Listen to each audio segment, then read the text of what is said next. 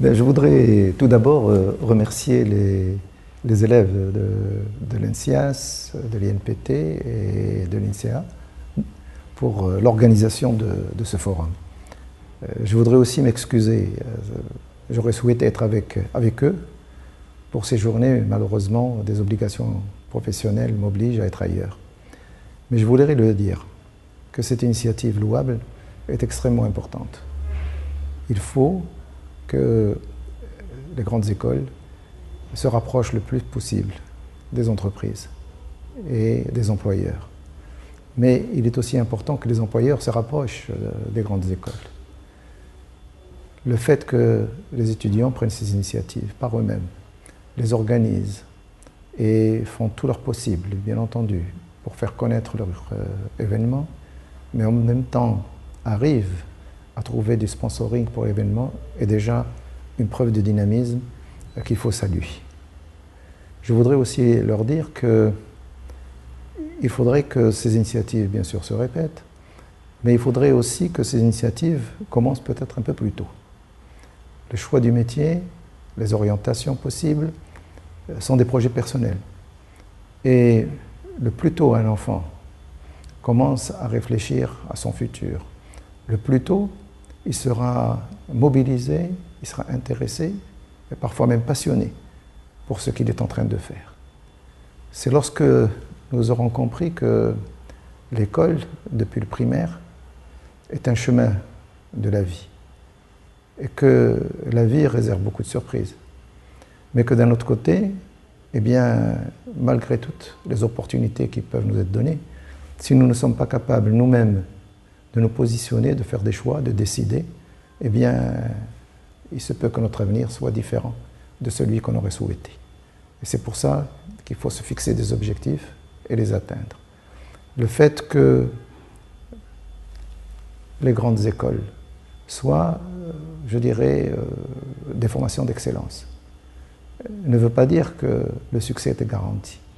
Le succès ne peut être garanti que si, en même temps qu'on étudie, eh bien, on s'ouvre suffisamment sur son environnement, sur le marché du travail, sur les besoins des entreprises pour pouvoir, en quelque sorte, se préparer et être prêt le jour où on aura son diplôme entre les mains.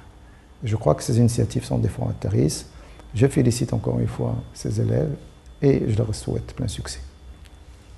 En collaboration avec nos deux partenaires, l'INPT et l'INSEA, la 11e édition du Forum Génie, qui est organisée cette année sous le thème Maroc, technologie au service du développement économique et social.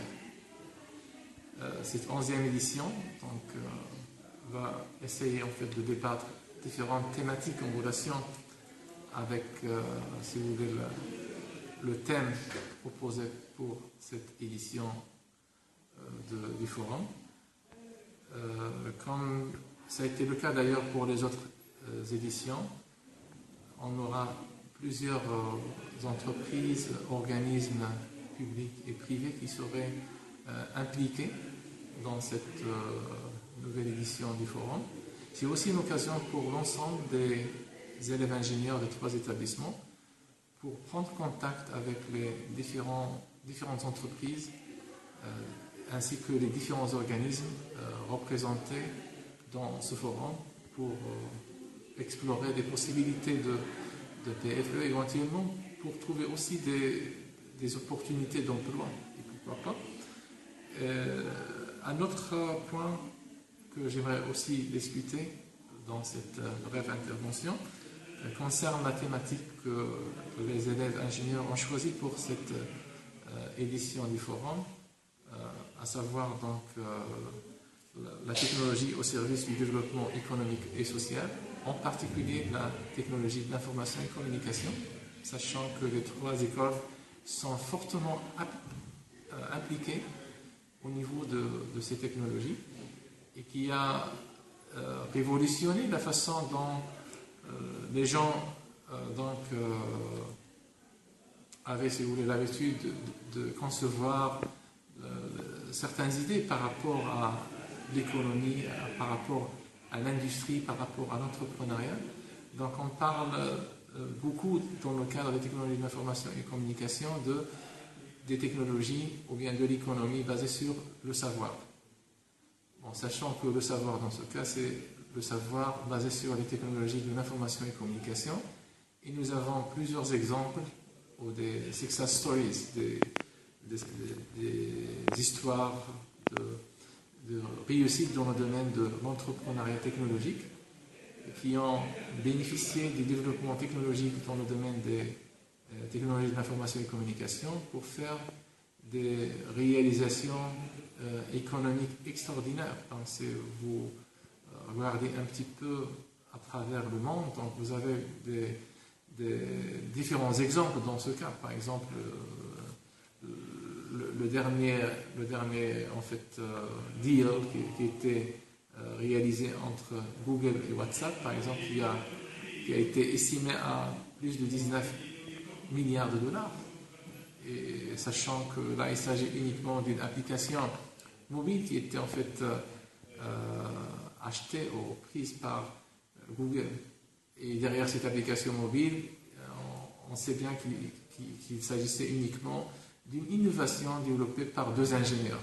Donc, la valeur, si vous voulez, de l'innovation des deux ingénieurs dépasse de loin donc, les richesses naturelles. Donc, si on peut chercher l'équivalent de cette valeur en barils de pétrole ou bien en ressources naturelles autres que le pétrole, on va être vraiment impressionné par l'impact, si vous voulez, de l'innovation technologique sur le plan économique et industriel. Bon, il y a aussi le volet social qui est aussi intéressant à étudier pour justement voir l'impact de la technologie sur notre société moderne. Surtout les technologies de l'information et communication sur lesquelles j'insiste beaucoup, et en particulier parce que c'est la base des spécialités de formation développées par les trois écoles. D'accord ? Donc, il y a beaucoup de choses à faire dans ce cadre. Donc, un autre message que j'aimerais aussi lancer, surtout pour nos élèves ingénieurs, en s'inspirant de ces exemples que j'ai donnés tout à l'heure. Donc, en partant de l'historique, en fait, en matière d'insertion de nos lauréats, donc le plus souvent, d'une façon, si vous voulez, majoritaire, la plupart des lauréats des trois écoles trouvent toujours un emploi dans des organismes publics ou privés. Mais malheureusement, dans nos domaines de l'innovation et de l'entrepreneuriat technologique, on n'a pas vraiment assez si vous voulez, d'exemples ou d'histoires réussies. Là aussi, je crois qu'il faut faire un effort pour développer l'innovation et l'entrepreneuriat technologique, sachant que l'impact de ces innovations, que ce soit sur le plan social ou économique, est extrêmement important.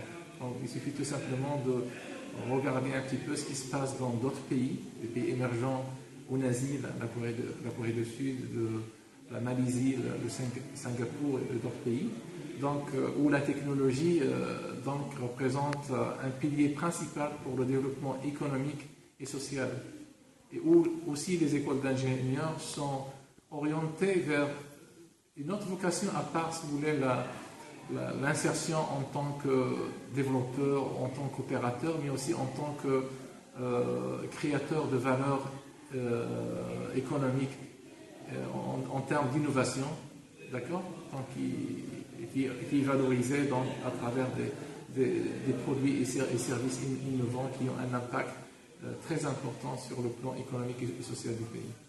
Donc, pour résumer, je vous souhaite plein de succès dans cette 11e édition et merci pour votre attention. Merci. Maroc, technologie au service du développement économique et social. C'est une thématique d'une grande importance et d'actualité, d'autant plus qu'on peut encore l'étendre pour parler de développement durable qui préserve l'environnement et en même temps le développement qui préserve les inégalités entre les sexes.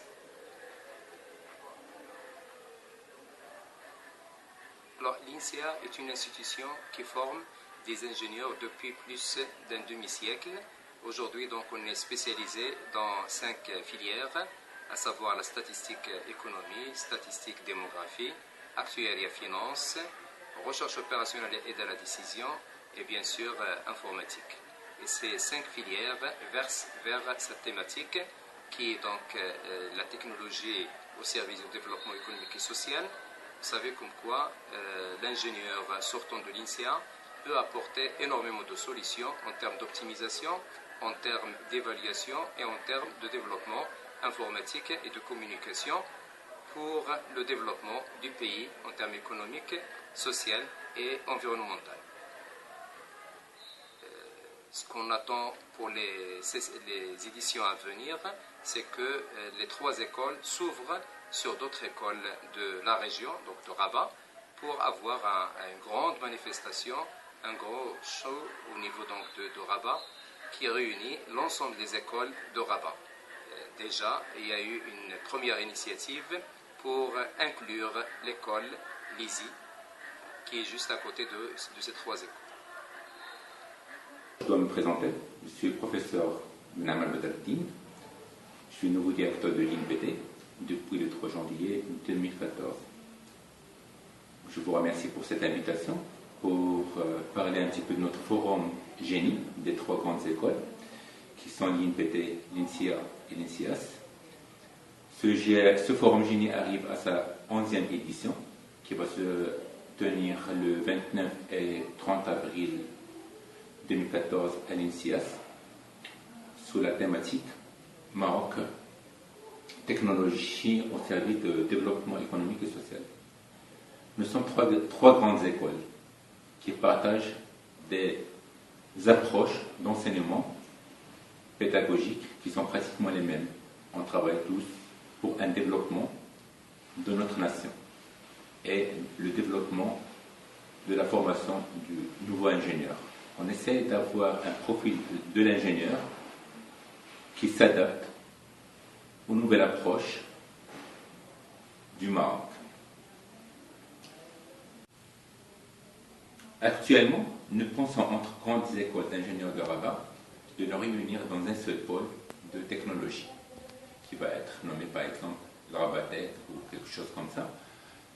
Et pourquoi pas ne pas faire un seul forum génie, plutôt un seul forum entreprises et étudiants de Rabat, qui aura une médiatisation plus importante, qui va faire venir beaucoup plus d'entreprises, et ça nous permettra de regrouper nos efforts. D'ailleurs, donc notre forum génie entre les 3 écoles a donné de grands fruits. Je l'ai suivi en tant qu'enseignant à l'INPT depuis sa première édition, et d'après les échos, tout le monde est satisfait de cette approche entre les 3 grandes écoles de Rabat.